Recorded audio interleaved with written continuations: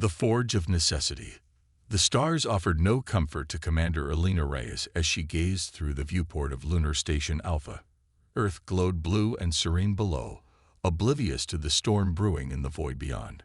3 months had passed since the Draconian Empire had reduced the Proxima Centauri colony to ash, killing 12,000 settlers in a single, merciless strike. Humanity had barely begun to explore beyond its solar system when it stumbled into a galaxy already carved into territories by ancient powers. "You're brewing again, Commander," said Dr. Victor Malik, sliding a cup of synthetic coffee across the table. His weathered face, lined with 60 years of scientific breakthroughs, showed concern behind rimless glasses. "Just thinking about what we're up against," Elena replied, accepting the cup. At 38, she'd spent 20 years in the United Earth Defense Force, earning the reputation as the most tactically innovative officer in the fleet. That was before the attack, before she'd watched helplessly as the primitive human defense ships were obliterated by draconian technology centuries beyond Earth's understanding. "The Phoenix will be ready for trials tomorrow," Victor said quietly. "She's unlike anything humanity has ever built." Elena nodded. The Phoenix was humanity's desperate gamble, a warship constructed in secret, incorporating salvaged alien technology and theoretical physics that even the Draconians hadn't mastered. For 6 months, the brightest minds on Earth had worked tirelessly in the asteroid belt, hidden from prying eyes. "Admiral Chen wants you in command," Victor continued. "The brass is divided. Half think we should try diplomacy again." "They killed our diplomats," Elena cut in, her voice hard. "The Draconians don't want peace. They want our resources and our planet, and they think we're too primitive to stop them."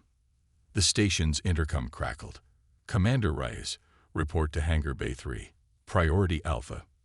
Elena stood, straightening her charcoal uniform. "Looks like we're ahead of schedule." The hangar bay bustled with activity as Elena entered. Admiral Chen, a compact woman with steel-gray hair and piercing eyes, motioned her over to a holographic display.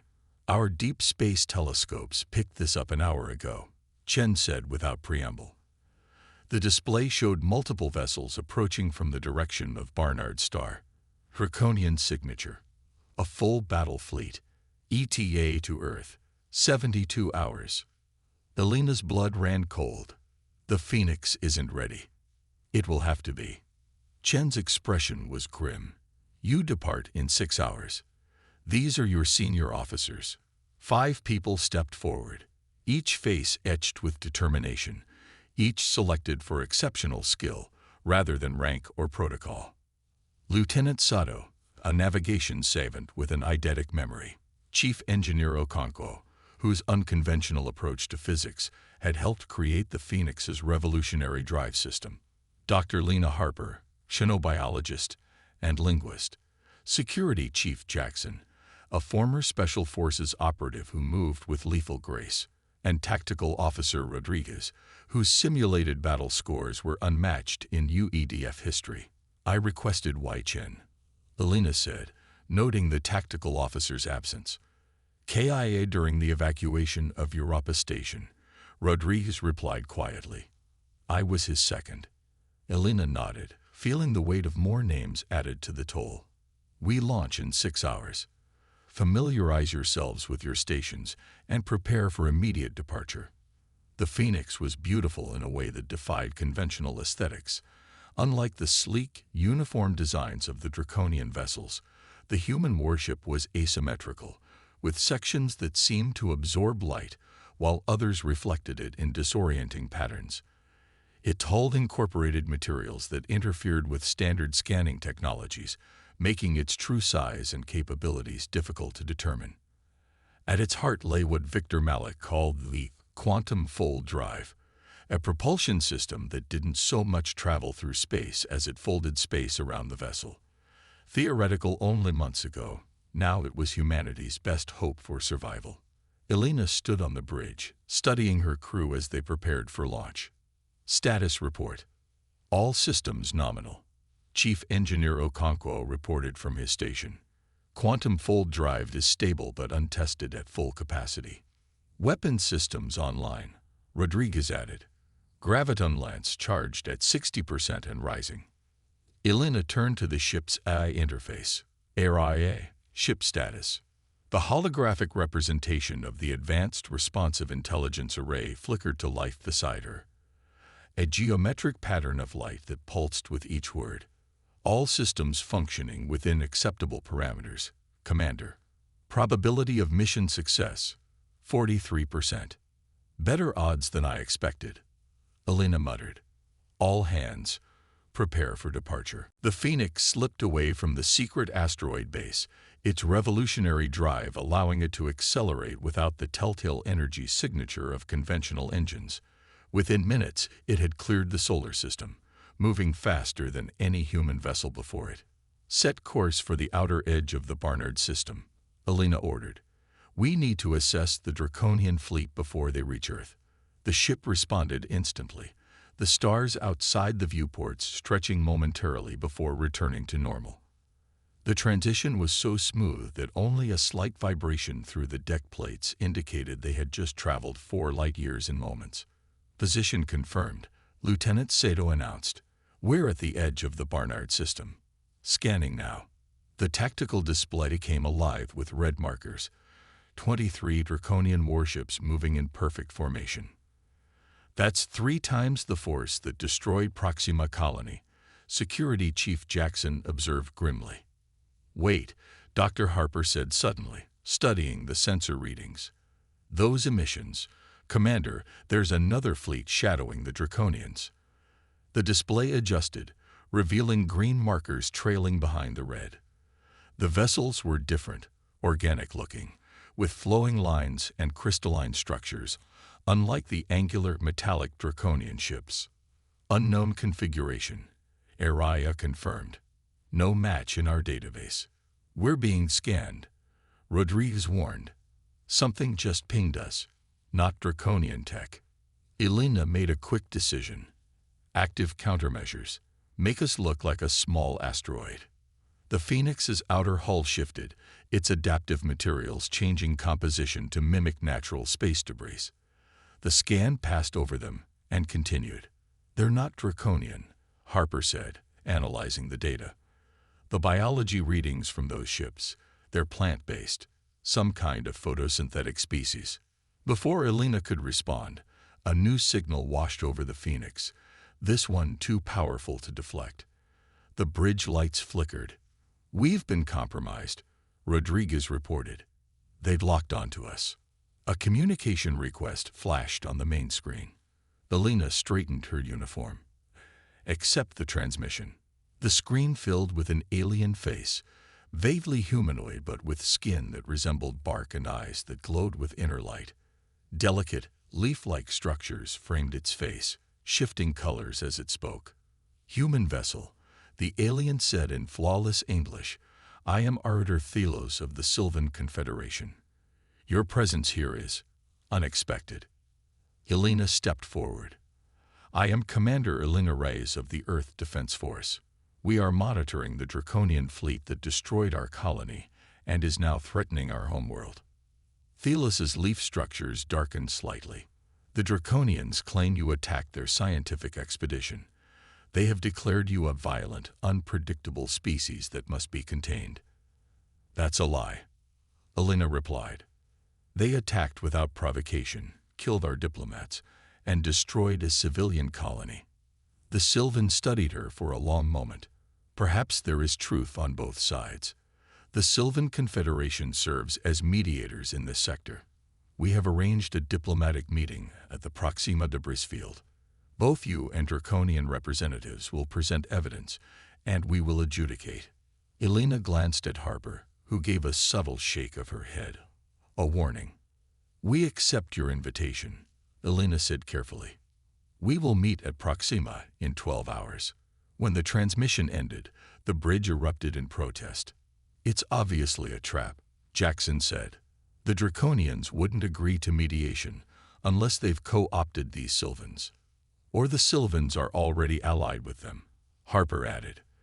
Their physiological readings showed stress patterns consistent with deception. Elena held up a hand. Of course it's a trap, but it's also an opportunity. We need intelligence on both species, and this gives us legitimate reason to approach. HFY. Analyze all data on the Sylvan vessel. I want to know their capabilities. Processing. The AI responded. Preliminary analysis suggests their technology is biologically based.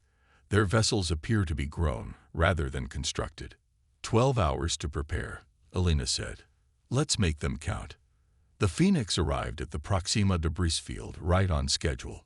The remains of humanity's first extraterrestrial colony drifted silently, twisted metal and frozen earth that had once been home to thousands. 2 Draconian cruisers approaching from Sector 4, Rodriguez reported. 1 Sylvan vessel already in position. Sylvans are hailing us, Harper added. On screen, Elena ordered. Arbiter Thelos appeared. Leaf structures now a deep red. Commander Reyes, approach the designated coordinates and prepare to receive boarding parties from both delegations. We prefer to meet on neutral ground, Elena countered. Perhaps aboard the Sylvan vessel. The lead Draconian, Harkoroth, hissed softly. Your diplomatic vessel carries weapons signatures unlike anything we've seen from your primitive technology. We learn quickly, Elena replied, especially when given motivation. The meeting proceeded with formal accusations from the Draconians, claims that humanity had fired first, that Earth represented a destabilizing force in the sector. The Sylvans maintained an appearance of neutrality, but Elena noted how their questions always seemed to favor the Draconian position. After an hour of this charade, Elena had seen enough. Let me show you something, she said, activating a holographic display in the center of the room. It showed the unaltered sensor logs from the Proxima colony, the unprovoked Draconian attack, the slaughter of civilians. Fabrications, Harkoroth snarled. As if on cue, the ship shuddered. Rodriguez's voice came through Elena's communicator. Commander, 3 cloaked Draconian destroyers just decloaked. They're powering weapons. The lead Draconian smiled, revealing rows of pointed teeth. It seems our inspection is complete. Your species' extinction begins now. The Sylvans looked uncomfortable, but made no move to intervene. The trap was sprung. Elena tapped her communicator. ARA. Protocol Lazarus. The conference room doors sealed instantly. The Phoenix's hidden systems came online, and the ship's true nature revealed itself. The lights dimmed momentarily before returning with increased intensity. What have you done? Demanded Harkoroth. Leveled the playing field. Elena replied as the ship shuddered again, not from impact, but from its own weapons firing. Outside, the Phoenix's graviton lance, a weapon that manipulated gravity itself, tore through the lead Draconian destroyer's shields as if they didn't exist. The vessel crumpled inward, crushed by forces it couldn't withstand. All hands, battle stations, Elena ordered over the ship-wide comm. Show them what humanity is capable of. The Phoenix moved with impossible agility, its quantum fold drive allowing it to appear and disappear across the battlefield.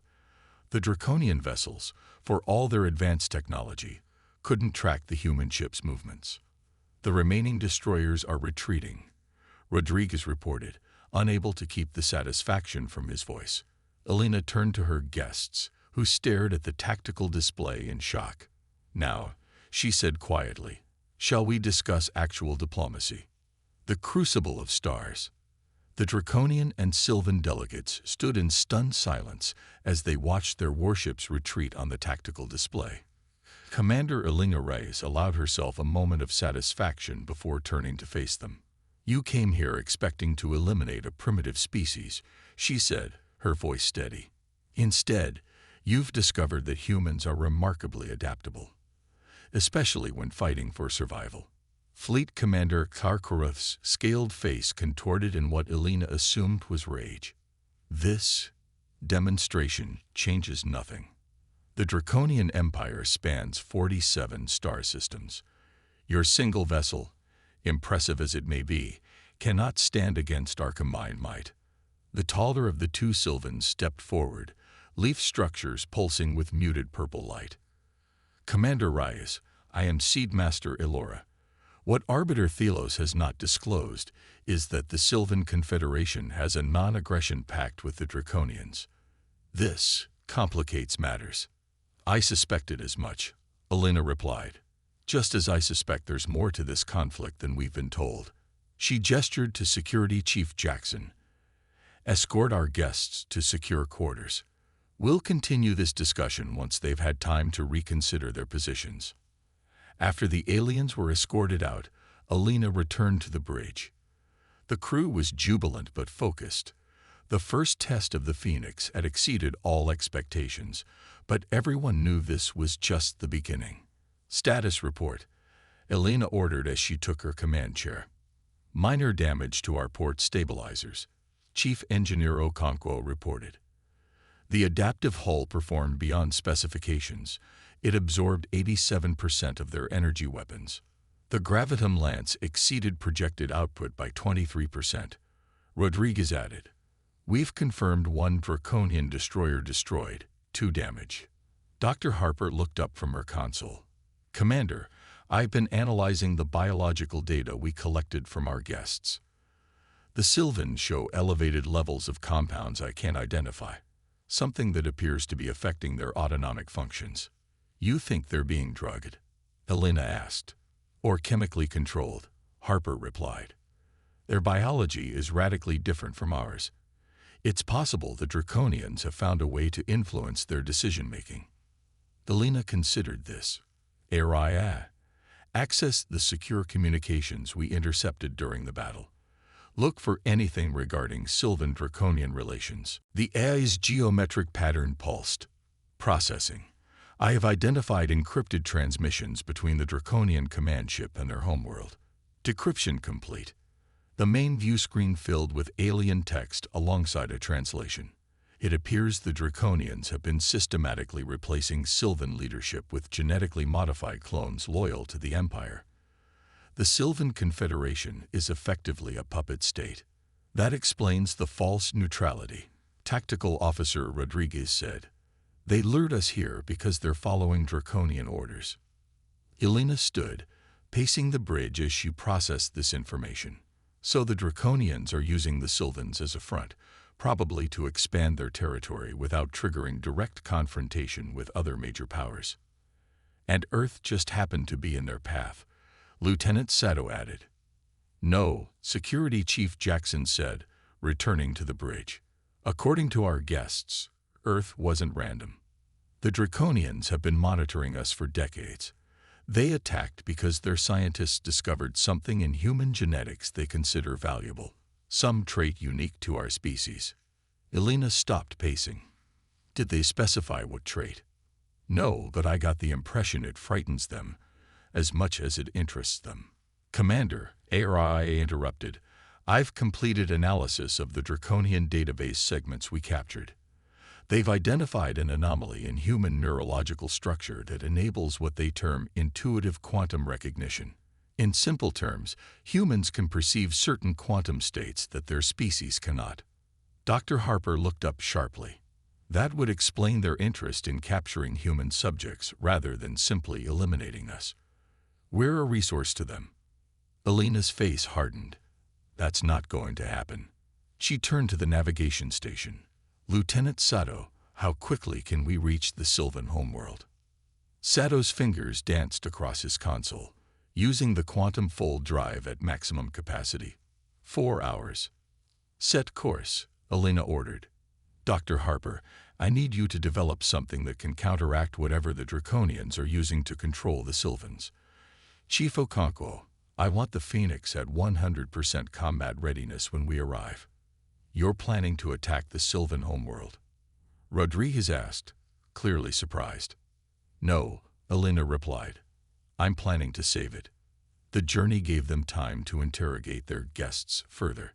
The Draconian officers remained defiant, but the Sylvans proved more cooperative once separated from their reptilian counterparts. Seedmaster Elora, in particular, seemed to struggle against some internal conflict. moments of clarity alternating with programmed responses. Our people, she told Elena during one lucid moment, have been peaceful cultivators for millennia. The alliance with the Draconians began 3 generations ago. They offered technology, protection, but something changed. Our Council of Arbiters began making decisions that benefited only the Empire. They're controlling you, Elena explained gently, possibly through biochemical means. We're working on a solution. Elora's leaf structures trembled. If what you say is true, our entire civilization is at risk. The Draconians have bases throughout our systems, monitoring stations on our sacred world trees. This information proved invaluable as they approached the Sylvan homeworld, a lush green planet orbiting the yellow star. Scans revealed extensive Draconian presence, orbital platforms, a military base on the larger moon, and ships in defensive positions. They'd spotted us, Rodriguez reported. Draconian vessels moving to intercept. Open a channel to the planet, Elena ordered. All frequencies. When the connection was established, Elena stood before the view screen, her expression resolute. People of Silveria, I am Commander Elena Reyes of Earth. Your civilization has been infiltrated by the Draconian Empire. Your leaders have been replaced or controlled. We come not as conquerors, but as liberators. The response was immediate. Draconian ships launched from the moon base, weapons charge. They're not taking chances, Jackson observed. Neither are we, Elena replied. Tactical. Target their command and control nodes only. Dr. Harper, are you ready with the countermeasure? Harper nodded, gesturing to a canister beside her. It's a targeted pheromone that should neutralize the Draconian control compound. But we need to disperse it throughout their upper atmosphere. That means getting past their defenses, Elena said. Area, tactical assessment.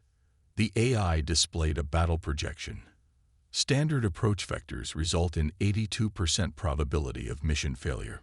However, I have identified an alternative strategy utilizing the quantum fold drive's unique properties. The plan was audacious, using the drive to create multiple microfolds around the Phoenix, effectively causing it to exist in several locations simultaneously for fractions of a second.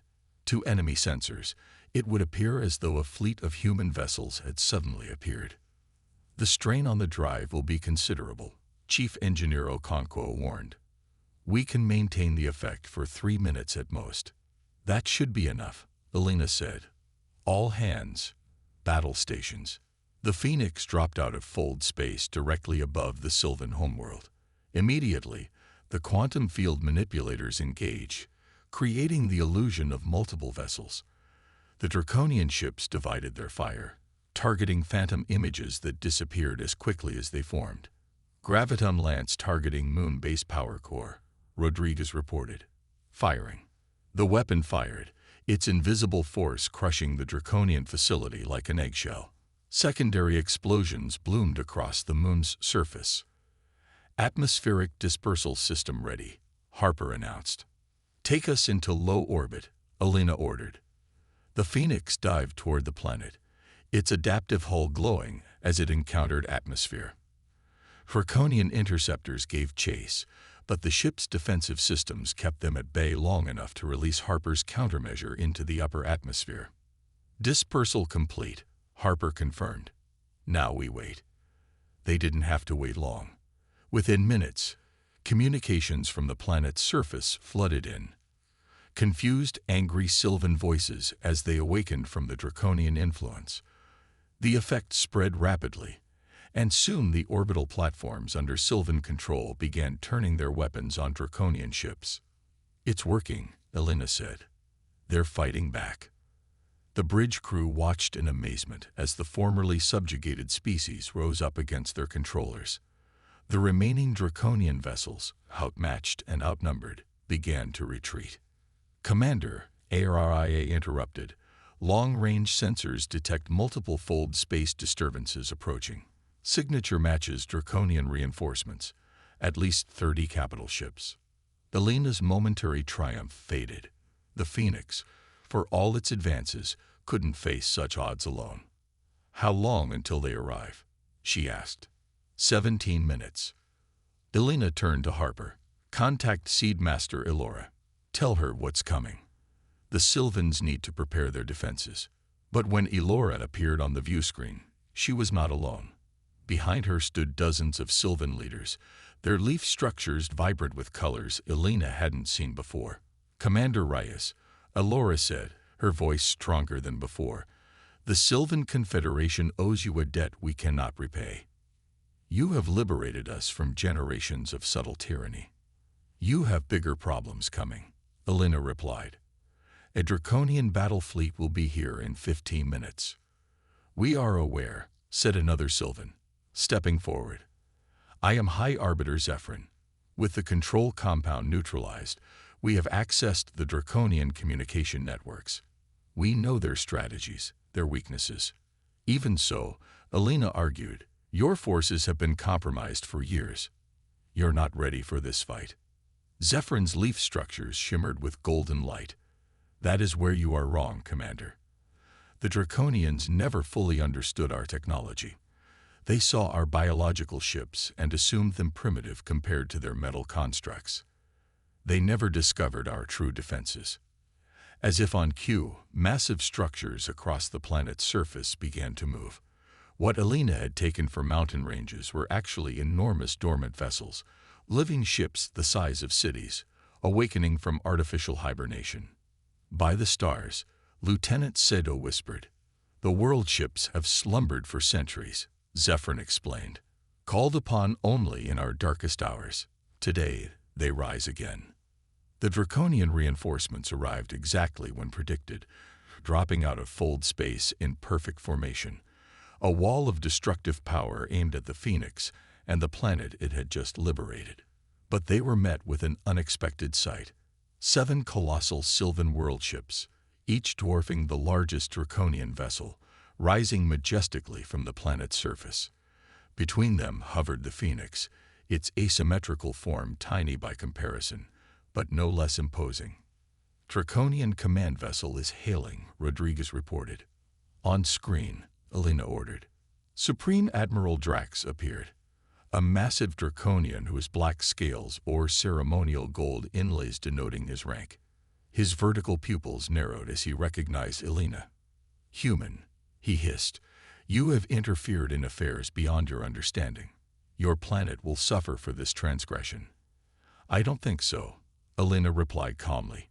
You should look more carefully at your tactical situation. Drax's scales flared in rage. You think these plant vessels concern me? The Draconian Empire has subjugated the Sylvans for generations. We will do so again. The difference, Elena said, is that now they know what you've done. And they're not alone. The view screen split to show High Arbiter Zephyrin. Supreme Admiral, the Sylvan Confederation hereby revokes all treaties with the Draconian Empire. Your forces will withdraw from our territory immediately, or face extinction.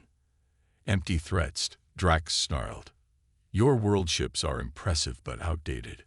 Our fleet carries world-breaker missiles that can reduce your planet to ash. Perhaps, Elena interjected, but not before we send this data packet to every spacefaring civilization in this sector. She nodded to Rodriguez, who transmitted a file containing evidence of the Draconians' genetic manipulation program. How many of your allies are actually under your control? How many will turn against you when they discover the truth? Drax's expression shifted subtly, the first hint of uncertainty. You have 1 hour to withdraw, Elena continued. After that, we unleash the full capabilities of this vessel. You've seen only a fraction of what the Phoenix can do. It was a bluff. The Phoenix was powerful, but couldn't possibly defeat 30 Draconian capital ships. But Drax didn't know that, and the evidence of human ingenuity floating before him was compelling. After a tense silence, the Draconian Admiral responded, We will withdraw. For now. But mark my words, human, this is not over. The Draconian Empire does not forget. Neither does humanity, Elena replied before terminating the transmission. As the Draconian fleet retreated, The bridge crew of the Phoenix let out a collective breath they hadn't realized they were holding. "They'll be back," Security Chief Jackson said, "with better weapons and a strategy specifically designed to counter the Phoenix." "Then we'll need to be ready," Elena replied. "And we won't be alone." She gestured to the view screen where the Sylvan world ships now formed a protective formation around their planet. "Dr. Harper, open a channel to High Arbiter Zephyrin. I believe we have an alliance to discuss." 3 weeks later, the Phoenix returned to Earth orbit. As Elena prepared her report for Admiral Chen, she reflected on what they had accomplished. The Phoenix had not only proven itself as a warship, but had fundamentally altered the power dynamics of local space. The Sylvan Confederation, freed from draconian control, had pledged friendship with Earth. Their biotechnology, combined with human innovation, promised advances that neither species could have achieved alone. Most importantly, humanity had gained time. The draconian threat remained, but now Earth had allies, intelligence about their enemy, and the knowledge that human ingenuity could indeed compete with technologies centuries more advanced. As the beautiful blue planet filled the viewport, Lieutenant Sato spoke the question on everyone's mind. "What happens now, Commander?" Elena smiled. "Now, we build more ships. We learn everything we can from our new allies. And we prepare." "Prepare for what?" Rodriguez asked. "To take our place among the stars," Elena replied. "Not as conquerors or subjects, but as equals. The galaxy just discovered that humans are a force to be reckoned with, and this is only the beginning." In the vast darkness between stars, as news spread of the strange asymmetrical vessel that had challenged 2 empires and prevailed, species across the sector began reassessing their understanding of the newcomers to galactic society.